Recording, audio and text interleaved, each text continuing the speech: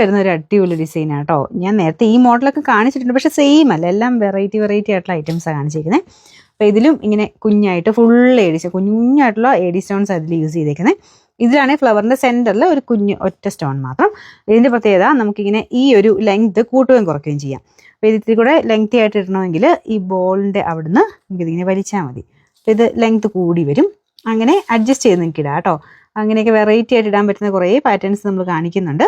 അപ്പോൾ ഇഷ്ടമുള്ളൊരു ഗിഫ്റ്റ് കൊടുക്കാനൊക്കെ ആണെങ്കിലും സെലക്ട് ചെയ്യാൻ പറ്റുന്ന നല്ലൊരു ഓപ്ഷനാണ് കേട്ടോ. ഇതുപോലെ ലെങ്ത് കുറച്ച് വേണമെങ്കിൽ അങ്ങനെ ഇടാം.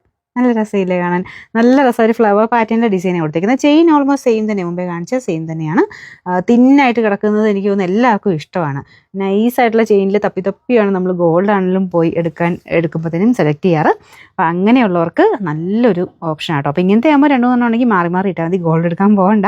ഇതിൻ്റെ നമ്പർ P496, റേറ്റ് ഇതിന് 490 ഉള്ളൂ. 49